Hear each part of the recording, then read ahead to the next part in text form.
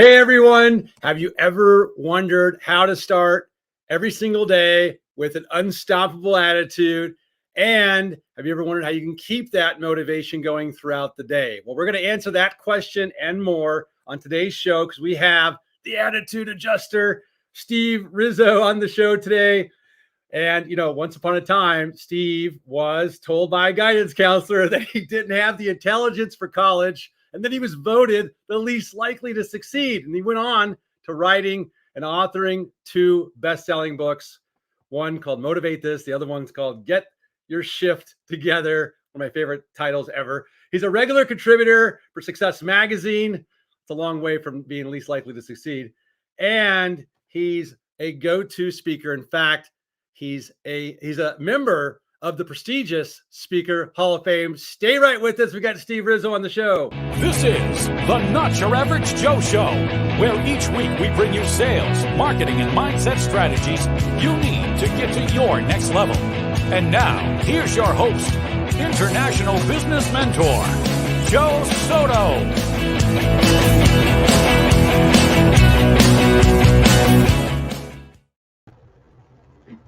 Steve Rizzo in the house. Are you ready? Yes, I'm ready. I'm always ready. We got the computers are working, the mics are working, the speakers are working. We're ready to roll. Yeah, the only thing is you put a lot of pressure on me. That's quite an intro. Well, hey, somebody has to do it. That's right. All right. I am fired up to have you on this show, as you can tell, because I have actually been following you for quite some time, little do you know, through our mutual friend, Jeffrey Gitomer. Who may be the only person that says nice things about you, but since he does, I have you here. That's great. I love your videos. I think everyone should be subscribed to your YouTube channel. And we're going to tell people how to find you in a moment. It's pretty easy at yourname.com. But give us a little backstory. So you were voted least likely to succeed. How did you become Steve Rizzo that we know and love today? Well, it's a great question. It's a great way to start off. I was also told in 8th grade by a guidance counselor in front of my mom and dad that I wasn't smart enough to go to college. Yeah. The sad thing is that I believed him. And I want people to get this, because a lot of times when you're in your adult life, you don't understand why you keep sabotaging your success. Mm-hmm. You don't understand why everyone else that is in your field is moving forward and you keep going up 2 steps and 5 back. And a lot of people don't realize that they're taking with them toxic labels, beliefs from their past that are running their lives. And your subconscious runs 97% of your life. So you're sabotaging your success and happiness, and you may not even know it. So in 8th grade, the sad truth, when that guidance counselor said that to my mom and dad and to me, we believed them. My mom and dad were from the old school. They figured he's got to know what he's talking about. Look at his title, guidance counselor. That was a beginning of where I started realizing that success may be for other people, but not for me. Yeah. Then I was my senior year. I had a part-time job as a custodian after school, and I was cleaning out the guidance counselor's office, and I saw this list, and it was going to go in the yearbook. The best hair, the class clown, and it was most likely to succeed. And I was on this list with about 13 other people as least likely to succeed. I didn't think it was a big deal, but I realized when I got into my adult life, my life wasn't working. And I just started to go on a quest to better myself. It took me 5 years to go to college. And when I finally did go after 5 years, I graduated with high honors, 3.5. And I went back to the same school where the guidance counselor told me I wasn't smart enough and where I was voted least likely to succeed. And I taught English for 2 years, and I was a counselor for kids with behavioral problems. And right after that, I started delving into going at night to stand-up night at the comedy clubs, okay? And I was kicking ass big time. And I was new at it, but I was ripping them apart. And I said, this is what I'm doing. And I had the confidence to quit the school thing, and I started doing comedy for, 22 years. Headline clubs, theaters, colleges throughout the country, had my own Showtime special. But there was a point where my negative labels came back again with a vengeance. Mm. And I kept foiling the big breaks that were coming my way. Joe, my opening acts were Chris Rock, Rosie O'Donnell, Dennis Miller, Drew Carey. These guys opened up for me. You know, Seinfeld. This is before they made it. But then as time was going on, I couldn't understand why my opening acts were getting the breaks and why wasn't I? And I realized opportunity was knocking. I was afraid to open the door. I was bypassing the big breaks to do my stuff. See, I was what you call a road warrior. So I traveled all over the country. Comedy clubs were opening everywhere in the 80s and the 90s. So I was kicking ass doing that. But every time there was an audition in California or in New York where the industry people could look at you and perhaps give you a sitcom or a TV show or a commercial, I never went. Because to me, I kept thinking unconsciously that I wasn't good enough to do that. So I went on another quest to better myself. And I mean, it was intense. I went to Tony Robbins seminars. I fell asleep with headphones, affirmations. I went to spiritual seminars. And it was at a Tony Robbins seminar. And everyone was coming up to me, Joe, and they were saying, wow, man, it's amazing. You're different. Something about you. What is it? I had an empowering belief system that was second to none. And it was at a Tony Robbins seminar, and I still have this paper hanging up in the back of me, and framed in a glass frame. And I'm writing down as Tony's up there, captivating thousands of people. I said, I can do this, right? And then I picked up the pen again, and I wrote, I could do this. And then I wrote again, I'm going to do this. And that was it. It was the determining factor. And I decided to become what you call, and I don't like the term, but that's what most people call it, motivational speaker, personal development speaker. I've been doing it for 25 years, and I love it. I love it. The marriage of the two, some coin you as the world's funniest motivational speaker, which you've taken on as well, that brand. Yeah. That's a name I gave myself. No. I love it. Somebody's got to do it. Yeah, but yeah. You got to get your own horn. You got to be willing to shout from the. If you're not shouting from the rooftops, who else will? Yes, that's a valuable lesson, actually. That you give yourself that own title. Exactly, and you and the thing with the humor, you know, a lot of people say, well, you know what? It's amazing. You were a teacher, then you left. Why don't you make up your mind? My life is coming in full circle right now. And I need every experience to make me realize this is where I'm supposed to be.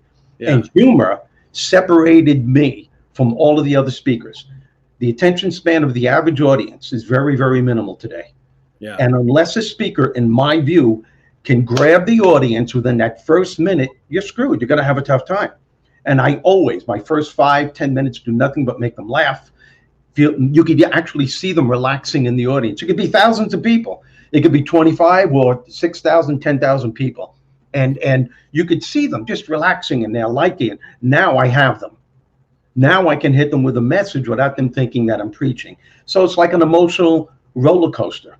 You know, I always tell some people, it's like today we live in the United States of entertainment.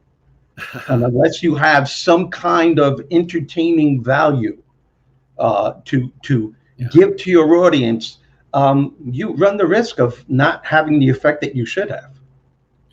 Somebody asked me the other day, they said, Joe, what's the formula for going viral? And I said, I don't think I have the answer to that. Nobody else does. I said, but here's what formula seems evident, which is you either have to be educational or you have to be wildly educational or wildly entertaining. And if you want to go viral, you probably have to be both. Yeah. I agree. And another art, yes, you have to be an expert in your field, but if you could tell a powerful story, nothing, even if it's a sad, depressing story, if you could tell it and grab the audience, and I do both with equal intensity. I'm not boasting. It's just, you know, it's what I do. It's one of my flaws, as you just experienced before, is technology. So, but I don't know what the hell happened there before. But I'm at a place now where this business has made the past 2 years have been pretty tough on everyone. Yeah. But you know what? You either sink or swim. And I have found new opportunities. I reinvented myself, and I'm taking advantage of it. And that's what empowerment is all about. I love that. And this is, you know, these are difficult times. And speaking of story, I heard you share a story of why you consider your brother to be the single best example of overcoming adversity and the person you've learned the most from. Would you mind sharing a little bit of that? Yeah, The lessons you learned from your brother and how we can take those lessons into our lives as well. absolutely.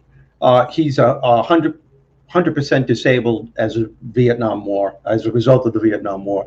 He's the only man in medical history, as far as they know, that ever survived that wound. 21 feet of his small intestine were either blown out on the battlefield or taken out on the operating table. His kidneys were damaged and parts of his other internal organs. And just to make a pretty long story short, they gave him up for, I remember I was in the hospital, St. Albans Naval Hospital in Queens, New York, and he went from 168 pounds to 94 pounds. And in the room with my mom and dad were his two friends from high school and his Marine Corps buddy, whom he had gotten wounded with, and the doctors came in and said, I don't think he's going to make it, not even through the rest of the week.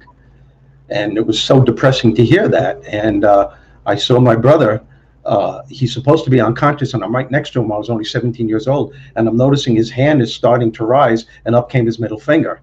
And right then and there, I knew he was going to give it a go. He wasn't giving up, and he defied the odds. So many years later, he went to school. He became he was like 105 pounds. He went to college, and he wasn't Mr. Whiz Kid in high school. He became a teacher at the school where he graduated from and I graduated from, then became assistant principal, then he became principal, then he became superintendent of the entire school system. Wow. He's retired now for like 20 years. So years later, when that was all over and he was living his life, still had complications, he never complained, I studied him and I was with him so often, I still am. What made him survive? What separated him from everyone else that was in that hospital? And some of these guys didn't go through half of what he went through. And I figured it out. He always focused. These are all my common sense success strategies. He always focused on what was working rather than fixating what isn't working. He always blessed the things that life has given him rather than cursing what life is currently throwing at him. He woke up every morning and he made a conscious choice to hold on to the things that he was grateful for. And he took that with him throughout the day. And he also made, it's amazing how he did this, because if you've seen what he went through every day, he was in the hospital for 7 months. Yeah. He made a conscious choice to enjoy himself during the rebuilding process. And I was like, how did he do that? And he unleashed on a daily basis, a very sick sense of humor. He unleashed what I call his humor being on a daily basis. He always had to take time out to laugh, even when he knew he was failing. And by the way, this wasn't easy for him. There were times when he had setbacks. There were times when he said, I just don't know if I can do this anymore. But he always tapped in to this higher part of himself every single time. And he kept rehashing those very habits, those very strategies that I gave that eventually became habits. And it became who he was. And then when he said he was going to go to college when he got out of the hospital, we thought that was going to be the worst thing he can do, because I thought he would be demoralized not being able to do it. But he did it. He did. Biggest inspiration of my life. He sets an example by the actions that he takes, not by what he says. Joe, he's in the hospital now as we're speaking. I was just on the phone with him before I got on with you. And he's having really bad problems with his kidneys. They had to go in and operate. And just when they were going to let him go, they started bleeding. So he's in serious condition now. But his attitude, you would never know it. You would never, ever know it. Well, I'm sorry to hear that, and I pray he gets better. I appreciate that. The role that humor plays, I love the term humor being, but the role that humor plays in several things you've already spoken about in the short time we've been on here for now, not even 15 minutes. You talked about how you got to hook the audience, in that first minute, and ideally in the first 5 minutes. And one of the ways that you do it is through humor and the combination of storytelling. And if you can do both, that makes you, an even better speaker and presenter. So you gave some really great speaking, presentation, marketing in my opinion, video marketing tips with that insight. How humor also helps you be resilient, overcoming adversity, is the example of how humor plays a role and it played a part in your brother's recovery. Hopefully it plays a part in his recovery now, and we pray he gets out of serious condition. Our mutual friend, Ken Walls, who just recently checked himself out of the hospital. He was in the hospital fighting COVID. He's kind of on the mend now, recovering, but I think still needs a few prayers from all of us. I kept sending him humorous gifts in text while he's in the hospital. Like instead of just typing, I'm checking up on you, I sent him like Cookie Monster saying, hey, what's going on? I'm checking up on you, and things like this. Because it's easy for that stuff to escape us. So how do you build the habit of it? So somebody who's listening who says, well, that's good and all, but what is the mental exercises I may need to go through? What do I need to be doing and taking action on so I can get it to form as a habit in my life? So that you could become a professional humor being yourself, is what you're saying. I like that. A professional human being, yes. Yeah, and everyone has the power to do that. First of all, we have to get rid of that mindset that people say this is too serious. It's not funny. There's a difference between laughing at something that's serious and allowing yourself to laugh off the fear that represents it. And today we're getting so politically correct that we have stifled our laughter genes, our humor genes. And I say, what laughter does, and the difference is, you ever see the sitcom MASH? Yeah. Okay. I'm dating myself, but I grew up watching with my dad. Remember Alan Alda played Hawkeye? Yeah. Okay. Yeah. Remember the scenes? He'd be in the operating room, right? And bodies are being brought in by the dozens. His hands are inside some kid's insides, blood splurting all over his mask. They have no medical supplies left, and bombs are bursting all over the place. And what is he doing in the middle of this? He's cracking jokes. He's always cracking. He had a warped sense of humor. Yeah. But Joe, here's the thing. This is what everyone needs to understand. He wasn't negating the seriousness of the subject matter. Right. He just knew that his humor being was the only saving grace in a place where there was so little hope. The more you get in tune with your humor being from the first moment you wake up in the morning, just have a conversation with it and say, look, I may have some really intense challenges today, but know that there's always time to take time out to laugh. And when you do find it, remind yourself, whoa, I was just in a really pissed off mood. I was really negative about this challenge now. I didn't think I was going to handle it. But all of a sudden, I feel better because I laughed, because your endorphins are now charged. And once you could say that to yourself, that's how you create the habit. Because your subconscious is going, yeah, okay, I get it. It worked. Okay. And automatically, it becomes a part of who you are. And then your subconscious will go, you need a humor being break. And the more you do that, the more it becomes part of who you are. It's really easy. It's just that we make what I call common sense success strategies more difficult than it has to be. I love that humor being the term. You've been using it for a long time, but injecting humor into a situation, it's like the healing power of humor, right? Yeah. Not just healing power if you're sick, but any type of situation can be lightened.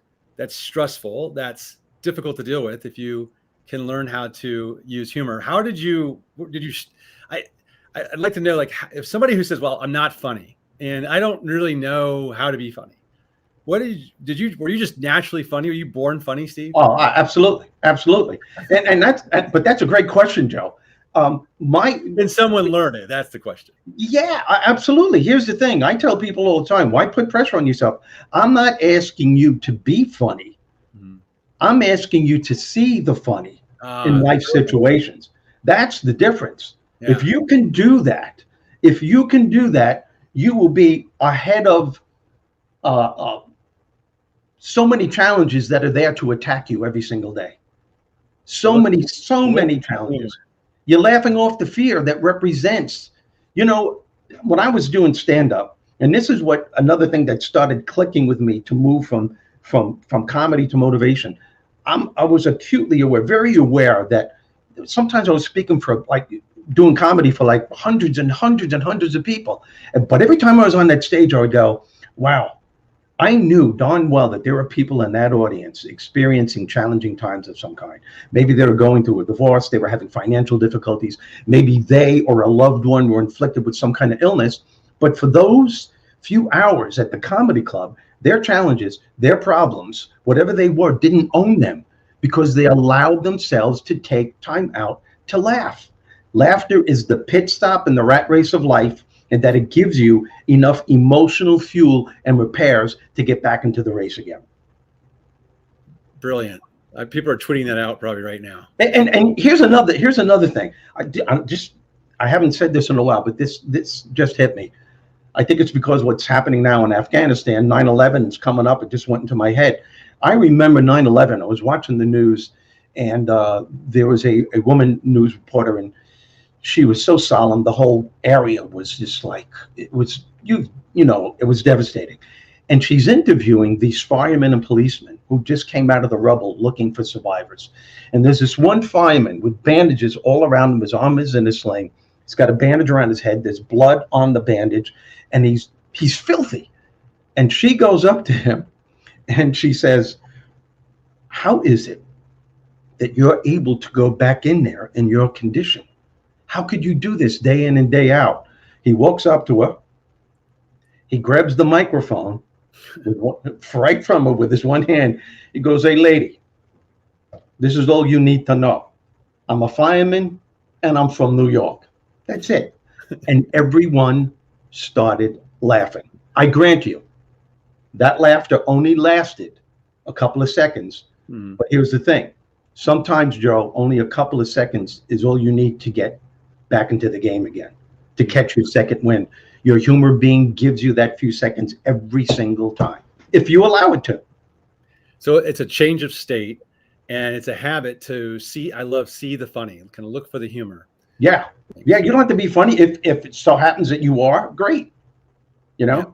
But my granddaughter got hurt last week, and she was crying, and she wouldn't stop. Right. So I said, does this hurt? And she goes, yes. And I hit myself in the head. And I went, does that? Ow. And little stupid thing like that. She started laughing. She stopped crying. She didn't even feel the pain anymore. So, and this is for everybody to understand that this is a pattern interrupt you can give yourself in the midst of a day that might be creating a lot of stress for you. Turn off the news, stop the distractions. Oh yeah. And maybe, find something that's humorous to watch, to read, and just break state, right? Absolutely. Is what it's doing. And that sometimes can be all you need. That's amazing. And it's what I find amazing is that it's so simple. And I know I'm on to something because I get emails from people saying it's been 4 years since I seen you on stage at so-and-so company, and I still laugh at how those very basic common sense success strategies had made a profound difference in my life. We're all born with these strategies too, Joe. They're innate in us. They come from a higher part of ourselves. And your job is to acknowledge it and make these things habits. I think you'll agree that too many people start their days off in low moods at best. And the scary thing is that they're not even aware of what they're doing to themselves. It's become a part of their personality. Because as soon as they wake up, what do? They focus on the grueling day they had the day before, all the fires that won't put out, the irate people they had to deal with. Yeah. So I show people how to start your day, as you said in the introduction, start your day with an unstoppable attitude, to succeed. So when you wake up in the morning, before you take the covers off, don't think about all that has to be done.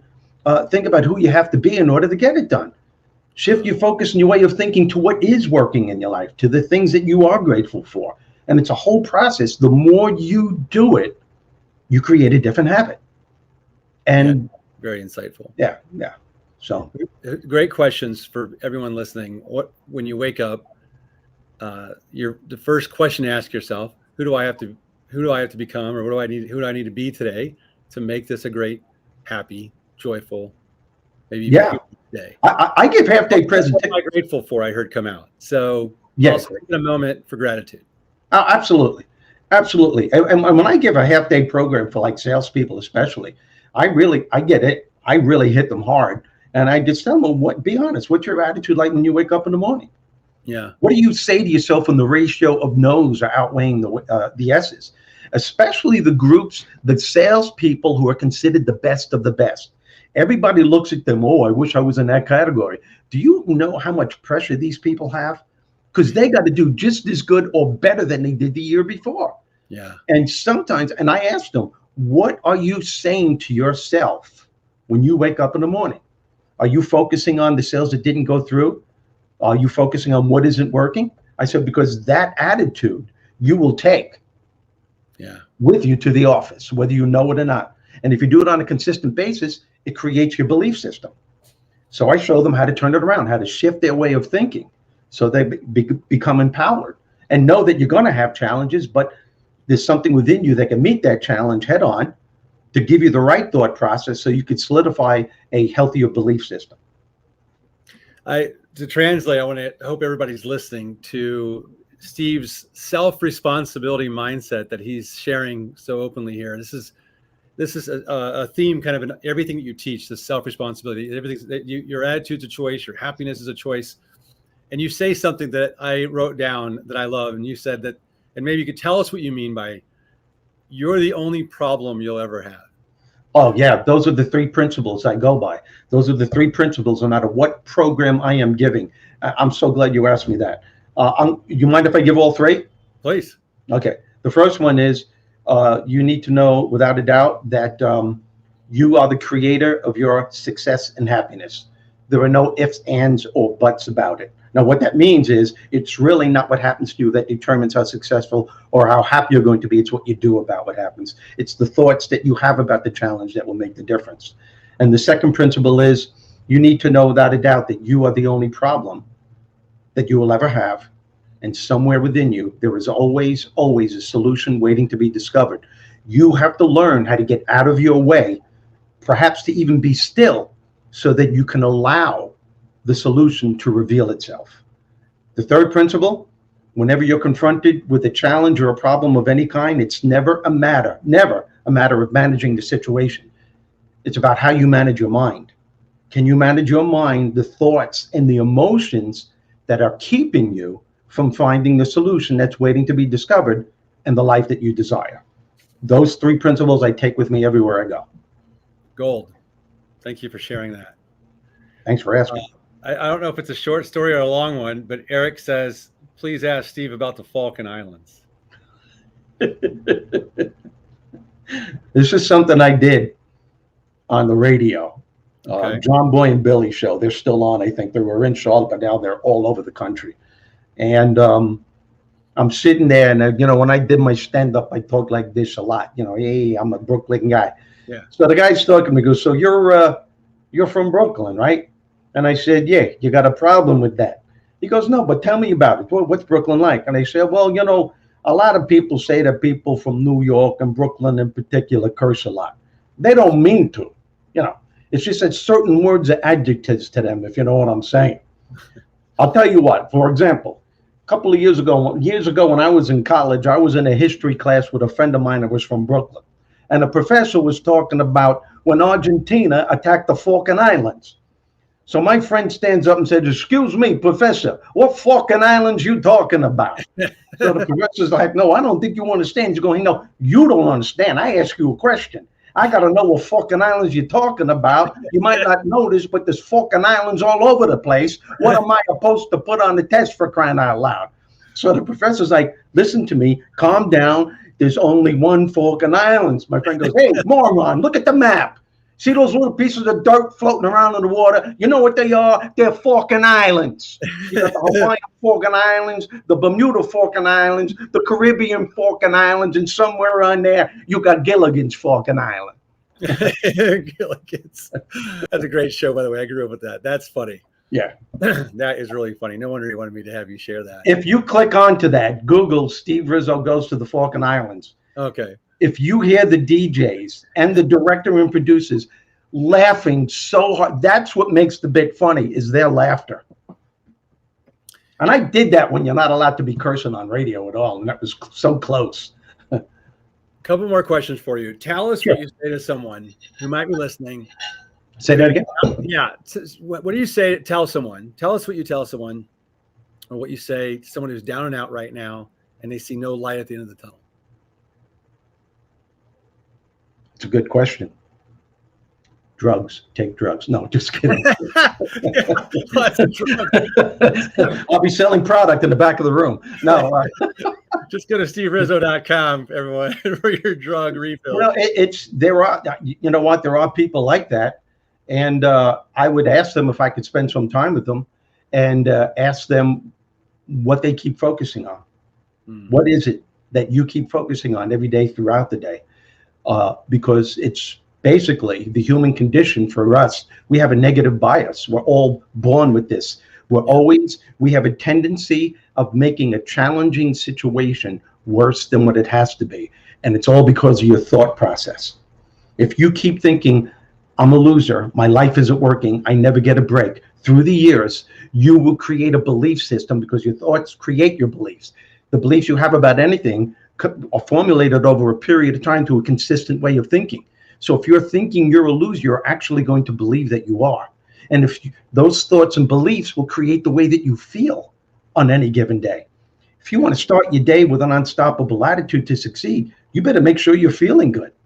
Yeah. Because feeling good is the fuel that drives motivation and inspiration. Yeah. And it all starts with your thoughts. So I train people how to shift their focus and way of thinking so that they can create a healthier belief system. And they can wake up in the morning and find that, and I don't care who you are out there, and I'm not making light of anything, everyone listening right now can find something to be grateful for throughout the day. Yeah. Everyone. If you say you can't, you're wrong. I could tell a story right now, but it'll be way too long, perhaps another time, when I met Christopher Reeve 5 months before he passed away. That's the guy that played Superman in the first movie. Had a great relationship with him. He and Dana. Yeah. He was the class. So we'll take that for another time. Yeah. But yeah, I would tell that person, you never give up. There's always a light. There's always. You just weren't told that. You don't know that because you never experienced it. I would say, just give me a chance. Give me an opportunity. By the way, that's what I'm doing now. I'm creating my personal development course. It's called Empowerment, Steve Rizzo's Attitude Adjustment course. And it's more hands-on for small groups or one person and exercises. And it's an ongoing thing. I'm doing it for a couple of companies now. I'm so psyched about it. So it is, Joe, everything I do is everything you do, everything that everyone's listening does for a living, personally and professionally. It all starts with your thoughts. If you can control them, you can control your life. Doesn't mean you're not going to be confronted with challenges. It just means that there's something within you that can meet the challenge head on. What my brother Michael did and is still doing, I believe we all can do. And if you say you can't, you're right, and you won't.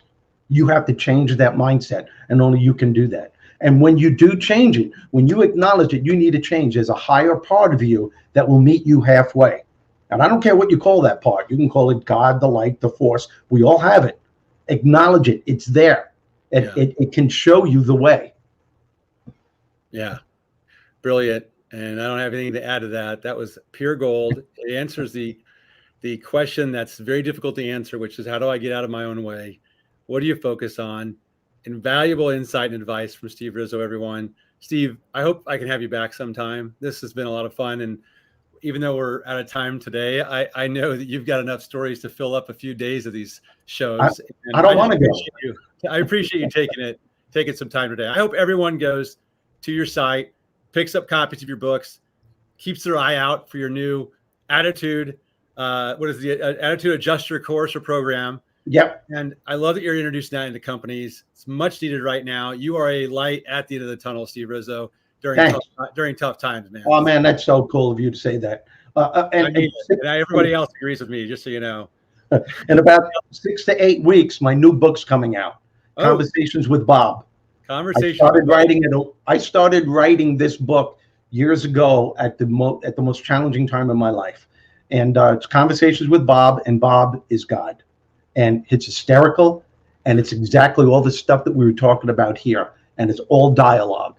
So I'm very. I'll put a link to all that in the show notes, and if you're listening to this down the road on the podcast, go to the show notes, grab the link, get Conversations with Bob. Steve, thank you so much, And Steve, stay on here. I'll be right back with you. But everybody else, I'll see you on the next episode of the Not Your Average Joe Show. And Steve is definitely not average. And I challenge everyone. Thank you. Thank you, Joe. Thank you. Average as well.